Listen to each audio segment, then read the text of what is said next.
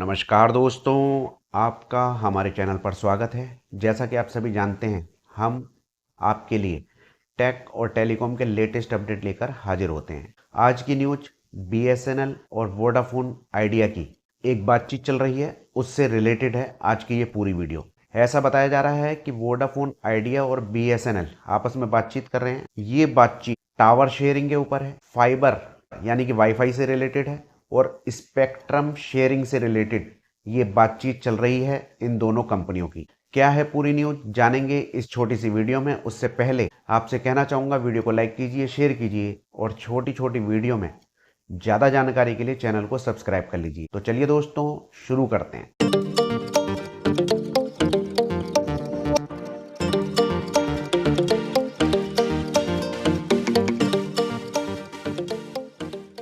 दोस्तों, ये न्यूज़ देख रहे हैं आप, साइड में चल रही है।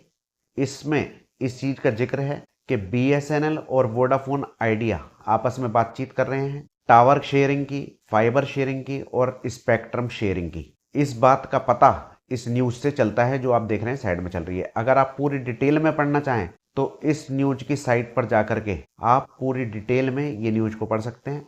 मैं इतनी बड़ी न्यूज़ नहीं लाता हूँ, सरल शब्दों में आपके लिए लेके आता हूँ। तो इस न्यूज में ये जिक्र है। असल में इसकी शुरुआत कैसे हुई तो आपको बताना चाहूँगा।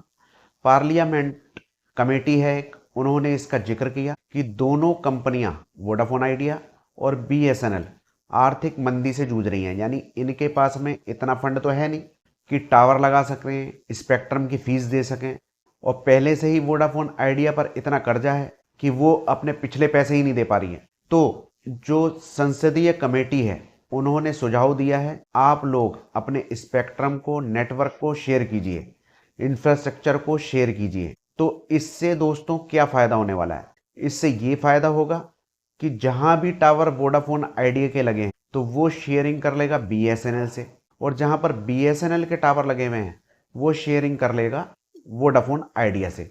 तो यानी कि जहां पर इन कंपनियों का नेटवर्क नहीं है वो एक दूसरे से साझा कर सकती हैं। अगर स्पेक्ट्रम शेयरिंग हो जाती है फिर तो इन्हें टावर के ऊपर मशीनरी लगाने की भी जरूरत नहीं। अगर ये लोग टावर शेयर करते हैं तब तो ऊपर जो मशीनरी वगैरह लगानी पड़ती है वो तो अलग अलग कंपनी की लगेगी।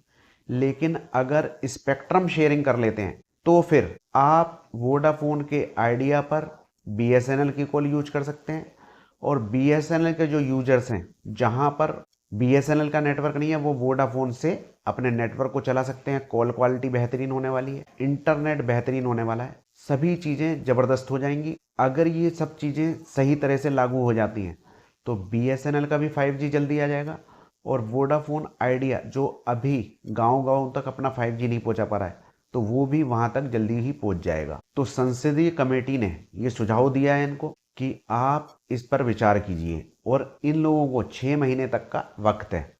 अभी ये लोग आपस में बातचीत इन लोगों ने चालू कर दी है, इस विषय पे सोचना चालू कर दिया है। तो अगर ये बातचीत सफल हो जाती है तो सभी यूजर्स को बहुत फायदा होने वाला है।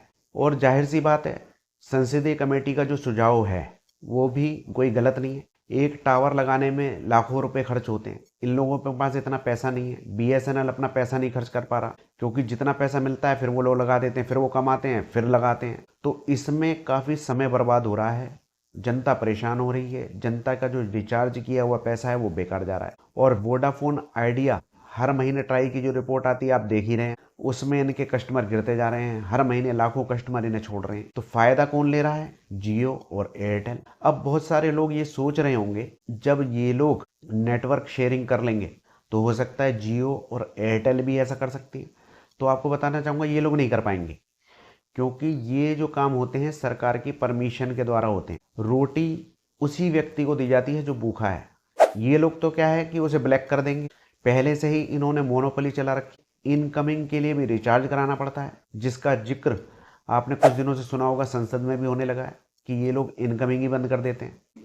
तो इन दोनों कंपनियों की मोनोपोली को तोड़ने के लिए सरकार बीएसएनएल को बचाए रखे हुए है। सरकार चाहती है बीएसएनएल मार्केट में रहे। बहुत सारे लोग कहते हैं कि बीएसएनएल को सरकार बंद करना चाहती है, तो ऐसा नहीं है।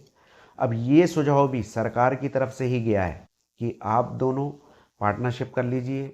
पार्टनरशिप का ये मतलब नहीं है कि वोडाफोन आइडिया BSNL बन जाएगी। मर्जर नहीं हो रहा है दोस्तों। कहीं बहुत सारे लोग सोच रहे होंगे कि इन दोनों का मर्जर होने वाला है, वोडाफोन आइडिया बंद होने वाली है या BSNL बंद हो जाएगी, कंपनी एक हो जाएगी। ऐसा नहीं है। जो सरकार ने सुझाव दिया है वो ये इसीलिए दिया है कि इन दोनों कंपनियों की मोनोपोली ना रहे। जब तक तीसरी चौथी कंपनी मार्केट में रहती है तो कंपटीशन बना रहता है, सब एक जैसी हो जाती हैं तो गरीब का शोषण होने लग जाता है। तो सरकार चाहती है ये दोनों कंपनियां बनी रहें।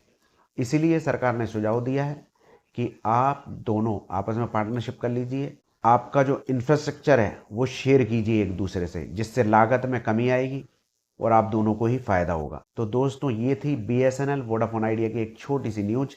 आपको कैसे लगी कमेंट में बता सकते हैं। वीडियो अच्छी लगी हो लाइक कीजिए, शेयर कीजिए और चैनल को सब्सक्राइब कर लीजिए। इसके जो भी आगे अपडेट आते रहेंगे वो आपको समय पे मिलते रहेंगे। आज्ञा दीजिए, नमस्कार।